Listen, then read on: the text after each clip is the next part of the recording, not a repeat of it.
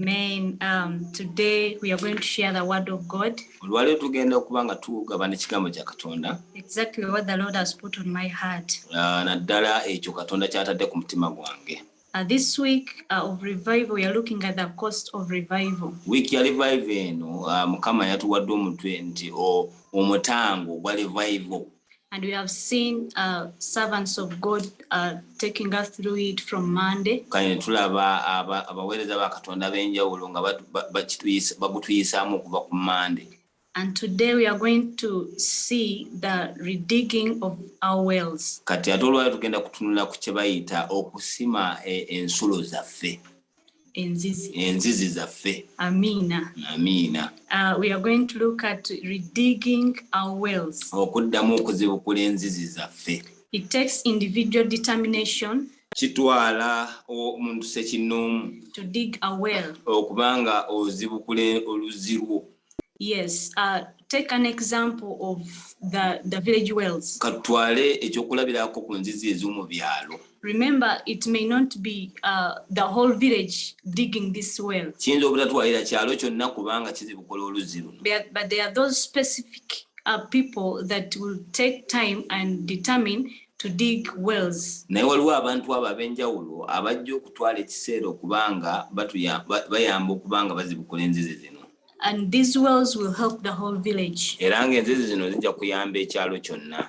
And remember, the well does not belong to an individual. Ate nga oluzzi luno terubeera lwa muntu sekinnoomu. But it benefits many people. Naye ate abantu abasinga obungi baluganyulwamu. You know, it has an inlet. Oluzzi luno luteekwa okuba nga luyingiza. And it has an outlet. Ate luna we lukulukusiza nga lufulumya. This means that the well receives kitegeeza nti oluzzi luteekwa okuba nga lufuna and it allows continuity of water to other places. Ate ne lukkiriza okuba nga amazzi gagenda ku bitundu ebirala. And a well can be blocked. Era oluzzi lusobola okuba nga baluziba. Luzibizibwa. If not well maintained. Singa luba terulabiriddwa. For example, when I was growing up, bwe nali nkula, I grew up in a village called Semto. Nakulirako mu kaalo ke bayita Semuto. In a particular place called Buwazi. Era nga mu katundutundu ke bayitanga Buwazi. And there we used to fetch our water from the well. Eyo twali amazzi gaffe twaganonanga mu gundi ku luzzi. And it would not pass a year before you clean it. Nga tekiyinza kutwala mwaka nga tokoze eki temuluzibukudde temulugogodde. Yes, it could take like 3 months, and then the chairman of the village calls up to you and say, please, it's time to go and unblock our well, clean it. Wayitangawo emyezi ng'esatu kati awo chairman n'alyoka akuba engoma eri gye bayita saagala agalamidde mujje eno tubeere nga tukola ki tuzibukula oluzzi lwaffe. So we could gather and go and clean this well. Kale twakuŋŋaananga wamu ne tugenda okubanga tuzibukula oluzzi olwo. You find that bushes would have grown towards the well. Olumu weesanganga nti ekisiko kyali kimaze okumeruka kumpi n'oluzzi luno. And there are mud next to the streams. Era nga walingawo ebitoositoosi oba kumpi n'oluzzi olwo. And some other muds they were around the outlets of the well. Era ebimu ebisooto byalinga oba enkonge nga zajjanga ne zizibikira we lwali lufulumiza. So we could remove all the bushes around the well. Kale twajjangawo buli nsulo buli kisiko kyonna ekyalinga ku nsulo ezo. And we used the hose to remove the mud from the well, from the outlets of the well. Twakozesanga enkumbi okubanga tuzibukula ebisubi n'ebisiko ebyali bimeze mu gundi mu nzizi ezo. And this kept the well flesh, and the inlets, you can call them streams, they were all open. Kale ensulo ezo kyazikuumanga nga ennyindo zaazo zifulumya bulungi era nga zinyirira. So this well could breathe well. We could find that the water was fresh. Kati awo mu ngeri y'emu enzizi zino zaafunanga amazzi amalungi ng'olaba kale nga zirina obulamu ng'amazzi malamu galimu obulamu. Going back to the Bible, kati bwe tudda mu Bible, we see that Abraham dug a well. Ibrahimu yasima oluzzi. Actually, his servants dug the well. Kati abaddu be baasima oluzzi. And we find that also Isaac, his son, dug wells. Ate era netulaba nti mutabani we naye Isaaka yasima enzizi. Even Jacob, the son to Isaac, also dug wells. Ne Yakobo mutabani wa Isaaka naye n'asima era n'azikula enzizi. I've picked a scripture in Genesis 26:22. Najjeeyo ekyawandiikibwa kiri mu Lubereberye 26 olunyiriri lwa 22. You can start from verse 1, but I'll just read a small portion just to show you that these people dug the wells. Gosobola okutandikira ku lusooka naye nze nalonzeemu akatundutundu okuba nti osobola okumanya nti abantu bano baazibukula enzizi. Just to give you a background. Okuwaako bitone byafaayo ku kino. The Bible says in Genesis 26 verse 22. Lubereberye 26 olunyiriri olwa 22. And he moved from there. Nti najjulukukana okuvaayo.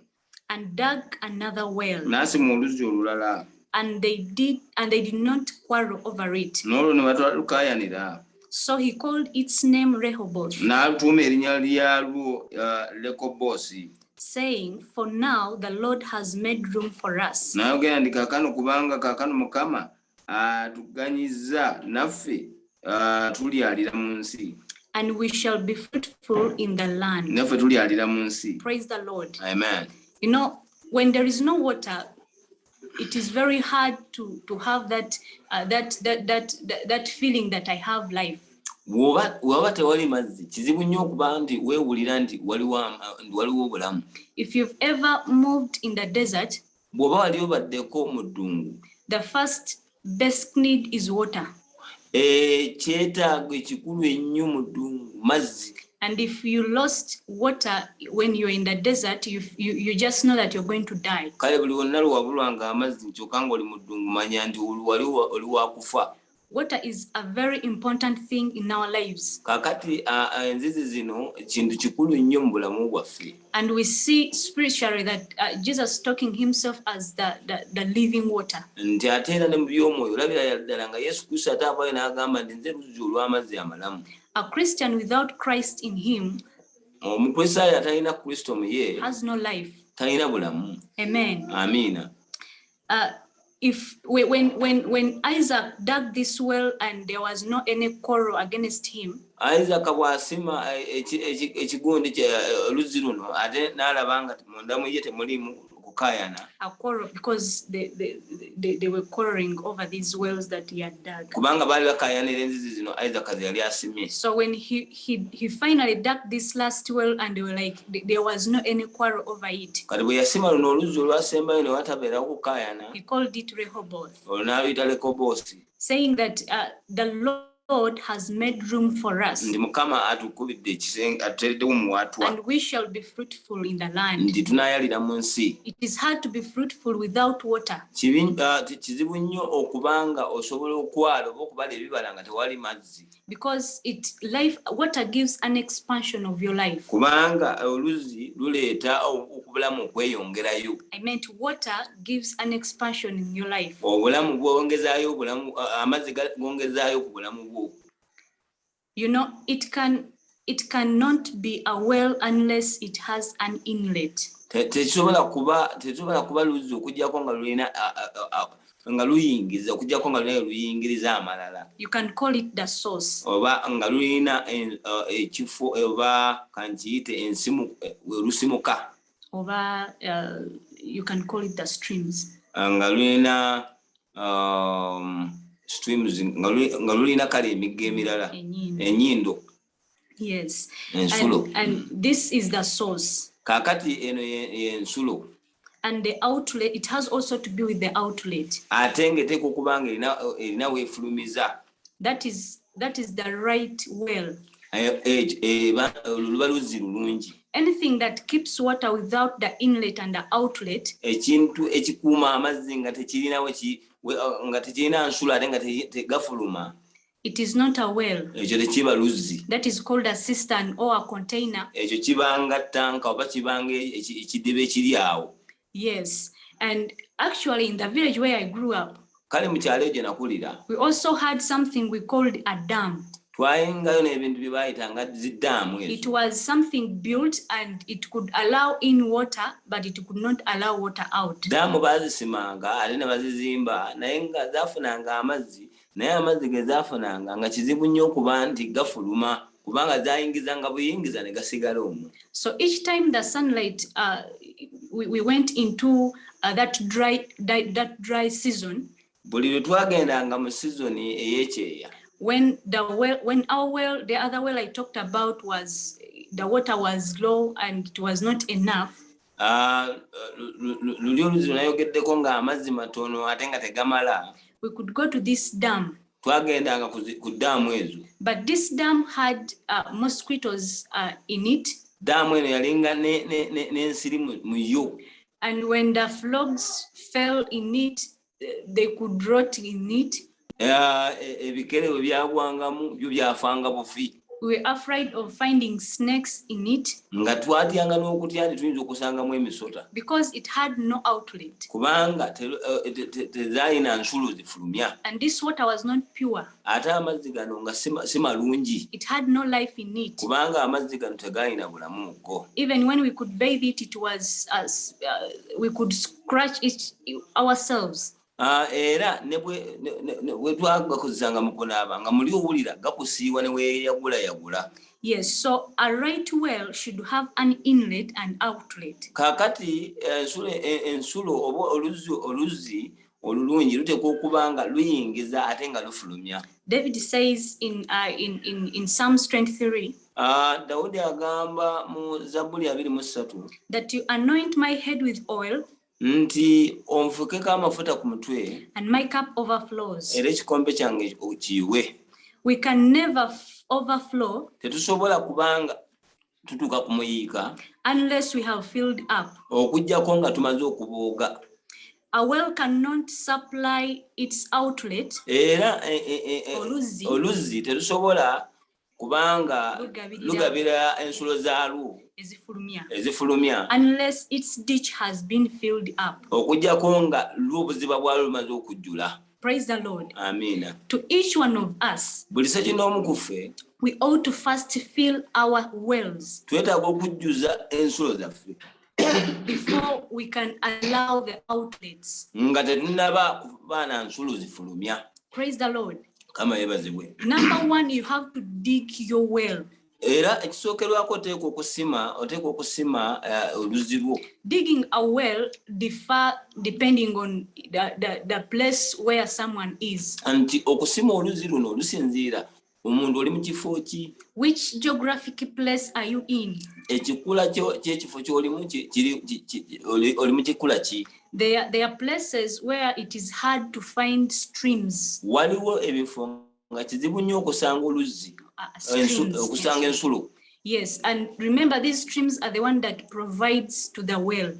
Jjukira ensulo zino ze zigabirira oluzzi. Take an example in the desert. Kaakati katugende mu ddungu. It is hard to find a stream. Ekizibu nnyo okusangayo ensulo. I can give you an example here at church. Kampe ekyokulabirako hano ku church yaffe Kawempe. You find that streams are everywhere. You find water just flowing out of soil everywhere. Awe Kawempe awe waffe ku church ensulo nnyingi nnyo esanga amazzi gabatodde n'okubotola ettaka wonna. So your spiritual position matters a lot how much you should dig. Kaakati obulamu bwo obw'omwoyo bukola nnyo kinene ngeri kibuziba kiboyinza okusima mu oluzzi lwo. The level at which in your spiritual life matters a lot how much you should dig. Eddaala ery'obulamu bwo obw'omwoyo likola nnyo obuziba bw'osobola okusima oluzzi lwo. You may find that someone will go into prayer and fasting for 3 days. Oyinza okwesanga nti omuntu ayinza okugenda mu kusaba n'okusiiba ennaku nga 3. And he gets deeper revelations. N'afuna okubikkulirwa okwebuziba. which some other person may go into prayer and fasting like for 5 months without getting that revelation. Abantu abamu ng'ate omuntu asobola okugenda n'asiiba ennaku emyezi ng'etaano nga tafuna na kubikkulirwa okwo. Yes, I'm first talking about digging into the spiritual realm.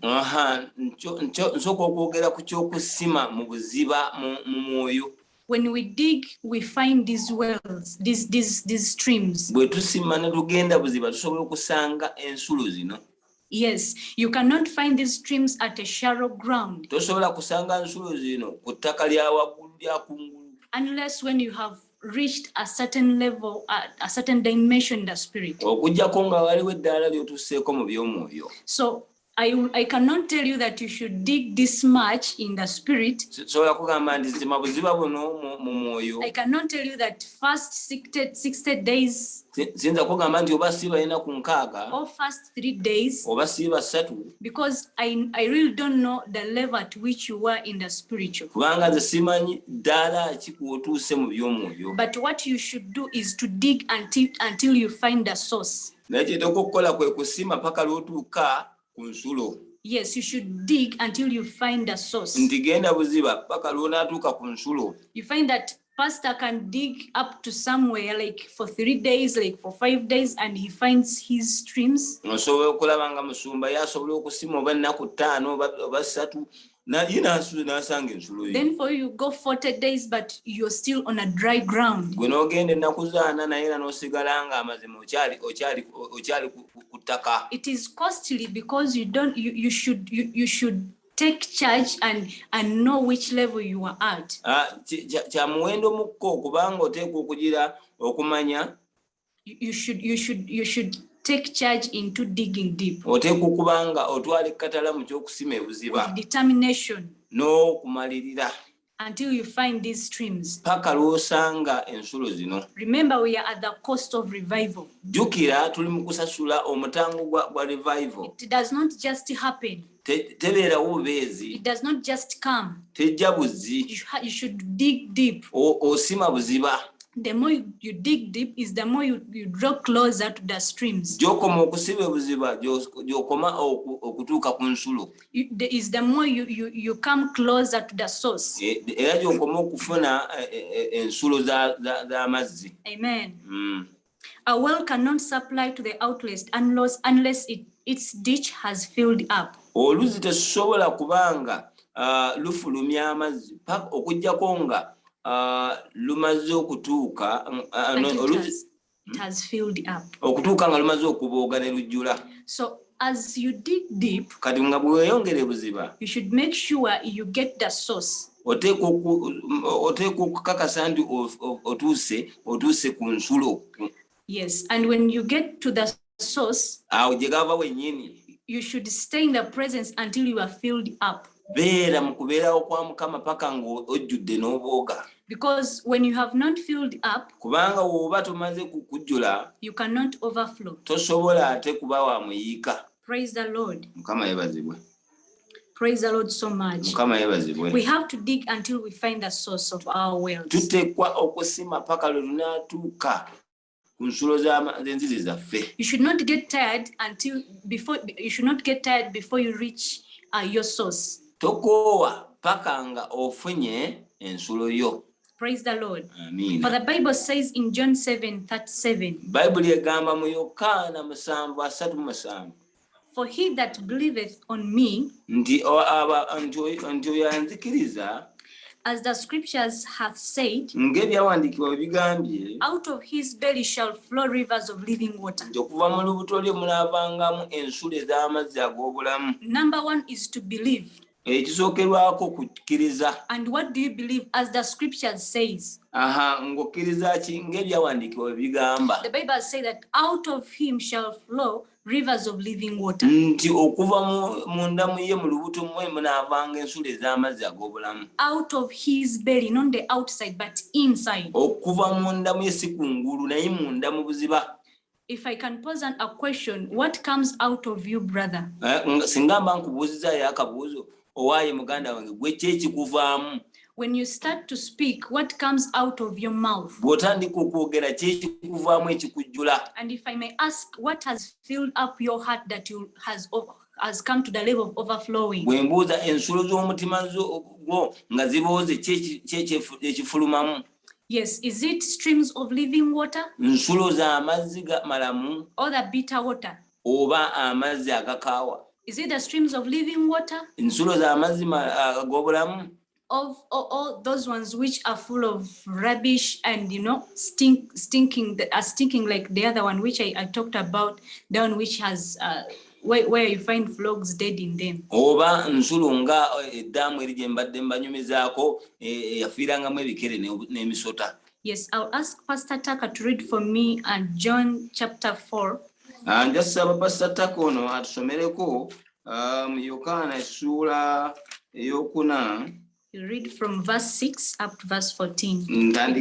Okutandikira mangu nnyo okutandika ku lunyiriri olw'omukaaga paka ku lunyiriri 14. Kansome Yokaana essuula yakuna olunyiriri olw'omukaaga paka 14. Agamba nti era mwalimu oluzzi agamba nti era mwalimu oluzzi lwa Yakobo. Awo Yesu yali akooye olugendo n'amala gatuulirawo ku luzzi. Obudde nga ssaawa 6, omukazi Omusamaliya n'ajja okusena amazzi. Yesu n'amugamba nti mpa nnywe, kubanga abayigirizwa be baali bagenze mu kibuga okugula emmere. Awo omukazi Omusamaliya n'amugamba nti ggwe Omuyudaaya, kiki ekikusabya okunywa nze omukazi Omusamaliya? Nze omukazi Omusamaliya, kubanga Abayudaaya nga tebatabagana n'Abasamaliya. Yesu n'addamu n'amugamba nti singa obadde omanyi ekirabo kya Katonda n'oyo akugamba nti mpa nnywe, bw'ali gwe wandimusabye naye yandikuwadde amazzi amalamu. Let me request Pastor to first in there, please. Kanjira nkomaawo.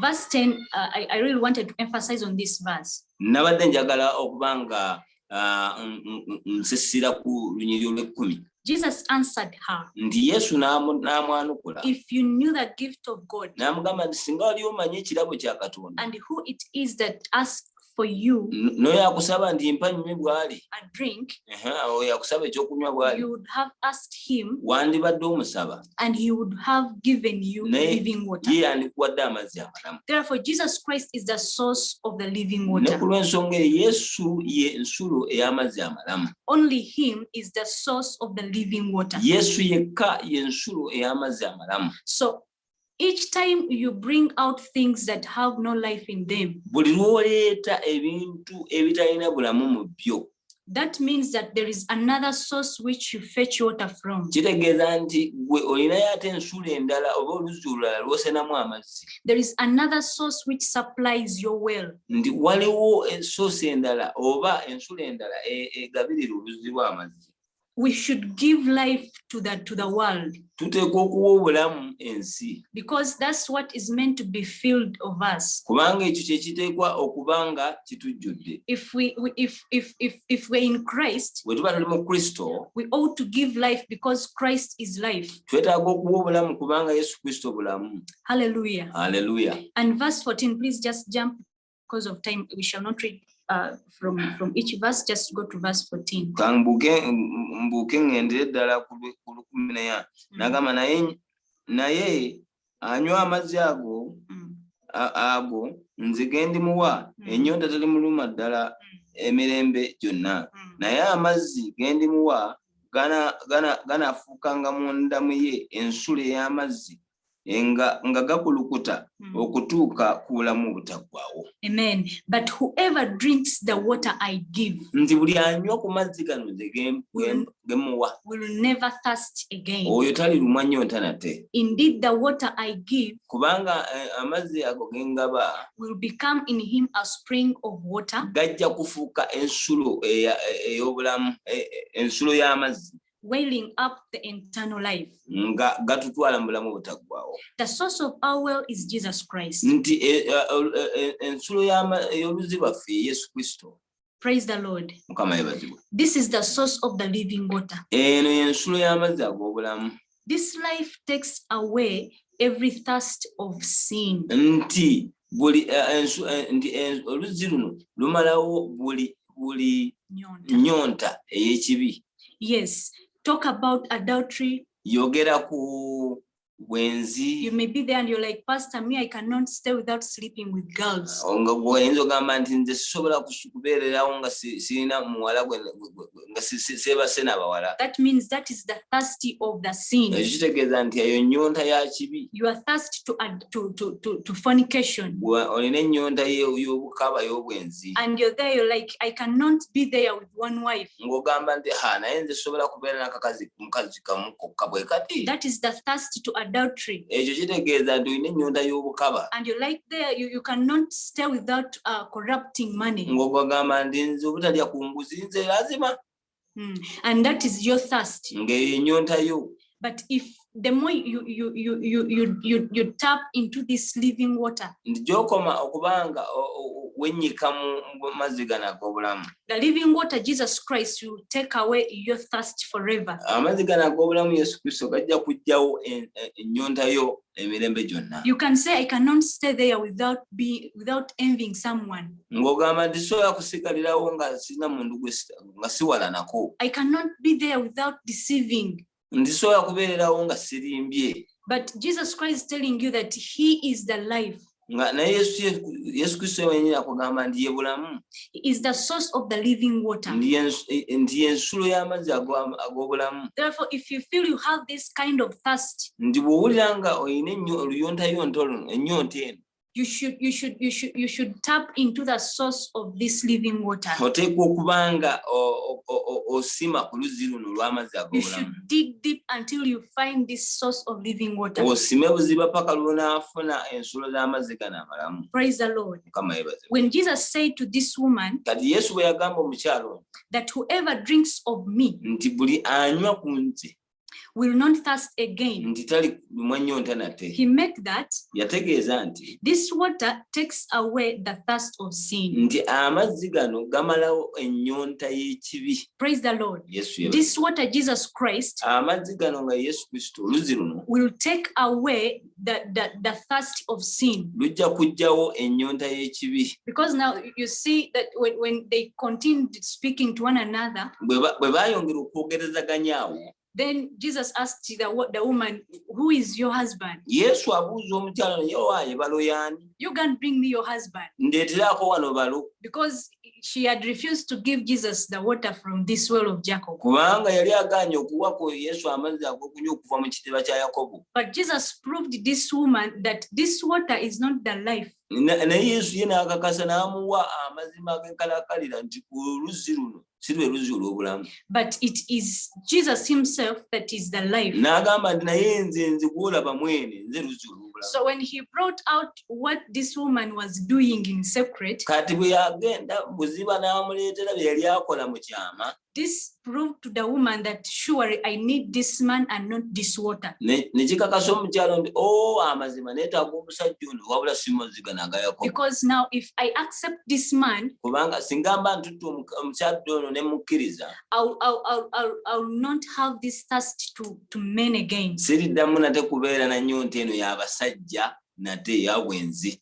Praise the Lord. Amen. Whenever you tap into this source of living water Kale bw'ogenda mu buziba n'osima ku luzzi luno olw'amazzi amalamu and fill up your well, n'ojjuza ensulo zo, life will start flowing out of your belly, obulamu butandika okuva munda mu ggwe. and people will start tasting joy. Abantu bajja kutandika okuloza ku ssanyu, They will start tasting peace. baloze ku mirembe, They will start tasting love. baloze ku kwagala, They will taste goodness, baloze ku bulungi, patience, obugumiikiriza, gentleness, obukkakkamu, self-control, okwefuga, faithfulness, obwesigwa, kindness, ekisa. and all these things will be coming out of you Bino byonna bijja kubanga biva mu ggwe, because you have made Jesus Christ the source of your well. kubanga wakufuula Yesu Kristo ensulo ey'amazzi ey'oluzzi lwo. Praise the Lord. Amen. When Jesus met the invalid man,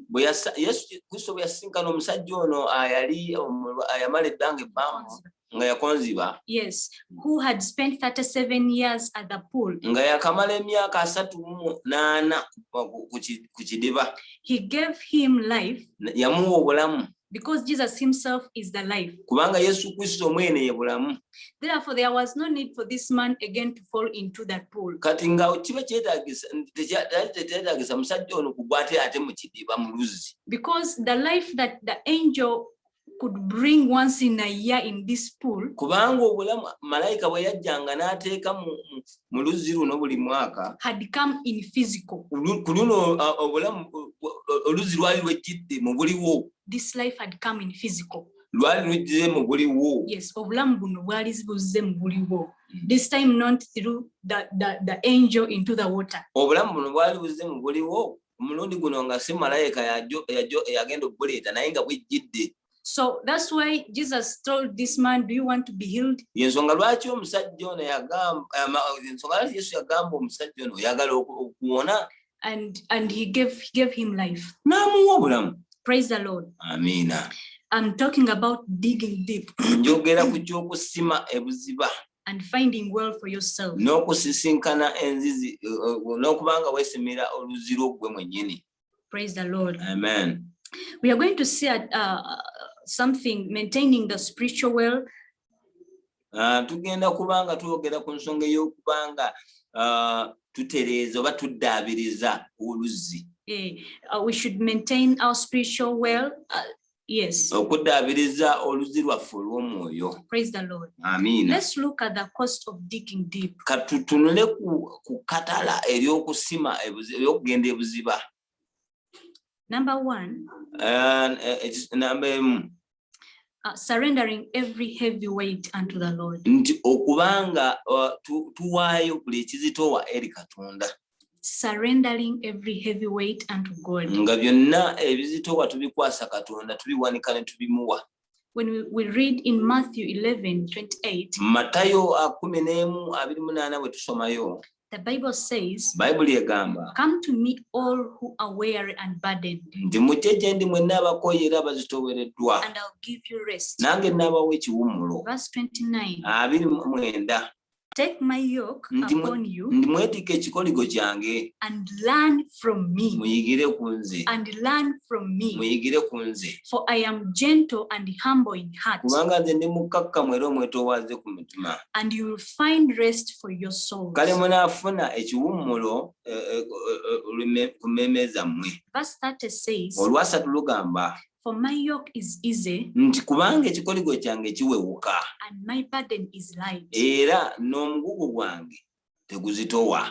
It is very hard for you to dig deep Kale kizibu nnyo okusima n'okugenda ebuziba with a burden or yoke on your back. ng'ate weetisse omugugu ku bibegabega byo. Number one, the very first cost in digging deep, Namba emu, omutango guno ogw'okusima ebuziba, you must first put off your heaviness. oteekwa okusooka okweggyako ebizitowa. Take away every weight from you. Weggyeko emigugu gyonna. And in this weight, I'm talking about the sin that is in your life. Era ebizitowa bino mba njogera ku kibi ekiri mu bulamu bwo. You know, fornication is heavy. Omanyi obwenzi buno buzitowa compared to righteousness. Obugeraageranya ku butuukirivu. Deception is heavy. Obukuusa oba obulimba nabwo buzitowa compared to truth. Nga oba obugeraageranya ku mazima. The Bible is telling us to put off every heavy weight. Kakati Bayibuli egamba nti tweggyeko byonna ebizitowa. Here Matthew is telling us to come to go to Christ. Wana Matayo agamba nti tujje eri Kristo Yesu. All of us who are weary and burdened. Ffenna abakooye era abazitoowereddwa. If you think you are not burdened, there is no need for you to come to Christ. Muli bw'owulira nti tolina bizitowa, gwate tolina nnyo kikuleeta wa Kristo.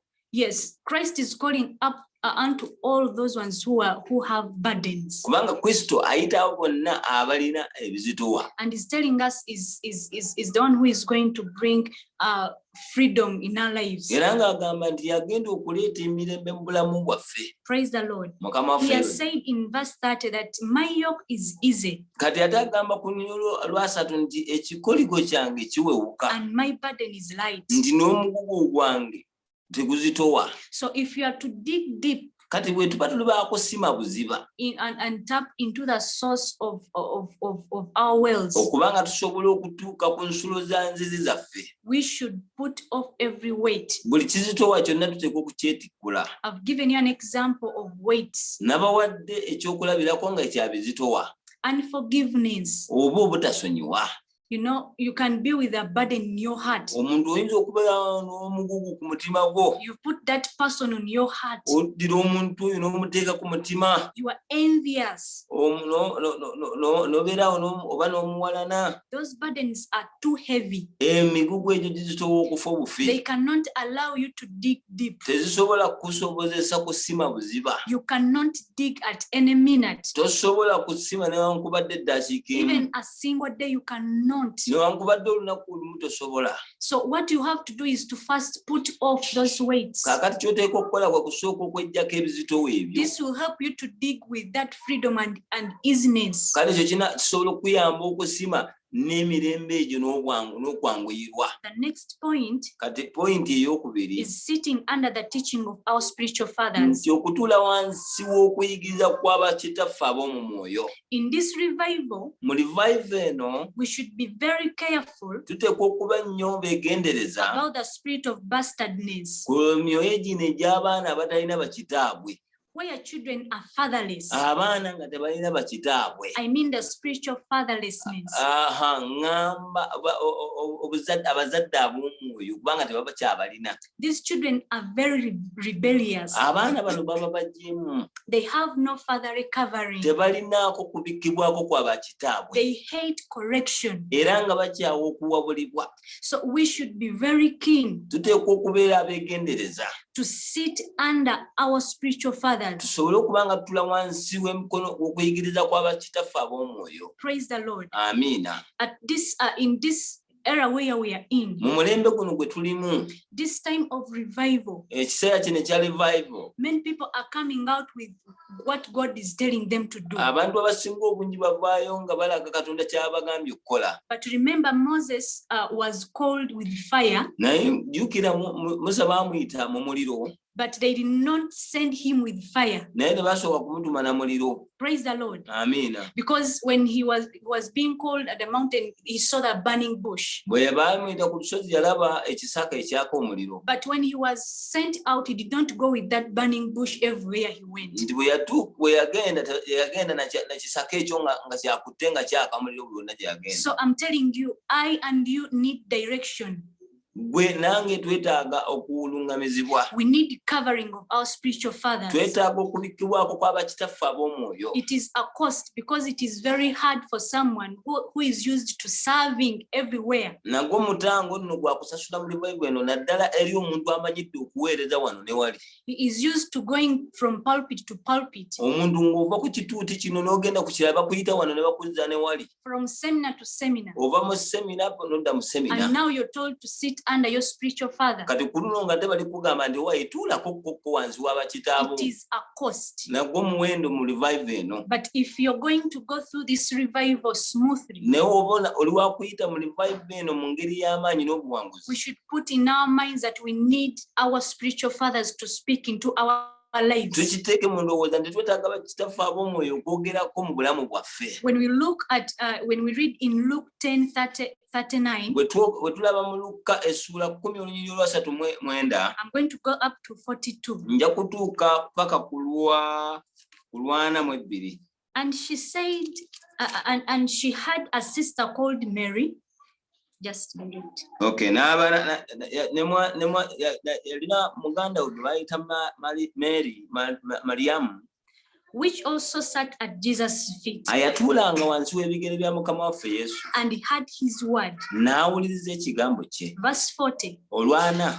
But Martha was distracted by all the preparations. Ndi naye Maliza yenga amalirwawo n'olw'emirimu emingi that had to be made. Yali ateekwa okukola. She came to him and asked, Kale najja eri mukama waffe n'amugamba, Lord, mukama wange, don't you care that my sister has left me tofaayo nga muganda wange andese to do the work by myself? N'enkola emirimu gyonna nzekka. Tell her to help me. Mungambira nyambeko. Verse 41. Martha, Martha. N'amugamba Maliza. The Lord answered, Mukama yamugamba, you are worried and upset about many things. Ndio twaliddwa emitawaana mingi. Verse 42. Olwanamu ebbiri. But only one thing is needed. Naye kintu kimu ekyetaagibwa. Mary has chosen what is better. Ndi Mariamu ono alonzeewo ekisinga obulungi. And it will not be taken away from her. Era tekiri muggyibwako. You know what we get from our fathers. Kyetufuna okuva mu bakitaffe. It cannot be taken away. Tekisobola kutuggyibwako. It is the final truth that we get that takes us 100 years. Ge mazima gokka gatutambuza okumala emyaka nga 10.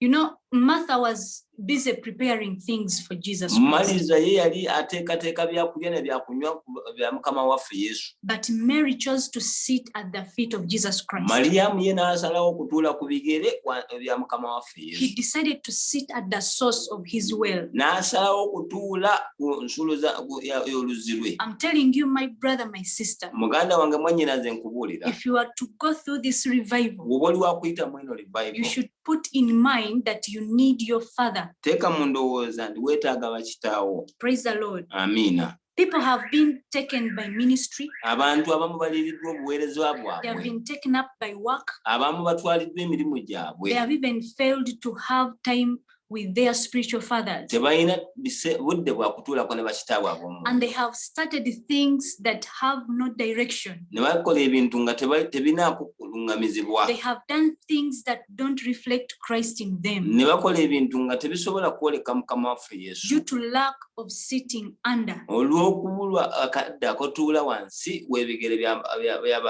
bakitaabwe ab'omu. You know, they feel they are too busy for mentorship and direction. Abamu balowooza nti bo tebakyasobola kubeera mu kuwabulibwa oba mu kuwagalibwa. But it is very important. Ate nga kintu kikulu nnyo. Praise the Lord. Amiina. I should leave some time for prayer. Kati nteekwa okuba nga ndekawoko obudde obutinitini obw'okusaba. But please take note of those things up. Ebintu ebyo byonna bye njogedde waggulu ebyo biseeko essira. You should know the cost of digging your well. Oteekwa okumanya omuwendo ogw'okusima oluzzi lwo. Depending on the height where you are in the spirit. Ng'osinziira ku buwanvu ki bw'otuuseemu mu mwoyo. Praise the Lord. Amiina.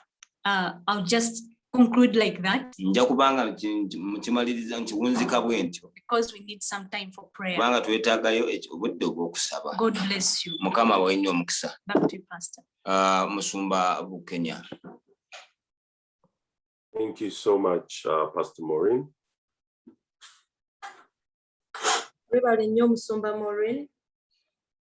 And the word is clear. You need to dig your wells.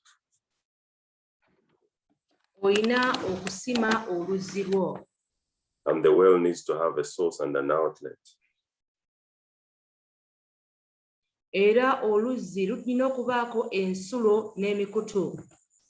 So our praying is going to be along those lines.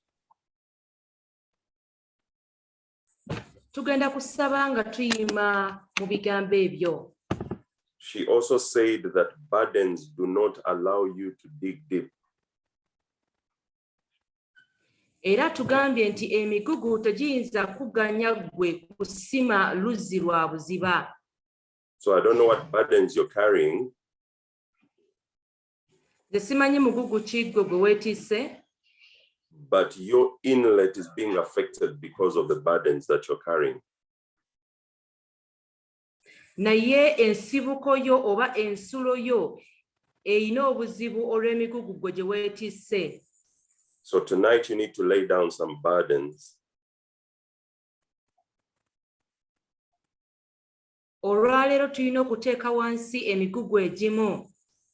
And then lastly, Pastor Maureen talked about the need for fathers. Ekisembyeyo Musumba Maureen ayogedde ku bwetaavu obw'abataata. The fatherless church has bred an indisciplined church.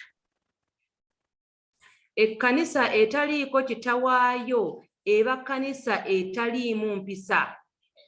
So some of you tonight, you're going to have to repair the breaches of fatherlessness in your life. Abamu ku mmwe olwaleero mugenda kubanga muddaabiriza enkolagana yammwe ne battammwe. Some of you are going to have to deal with burdens. Abamu mulina okukola ku migugu. So I'd like for you to unmute your microphone and begin to pray. Nsaba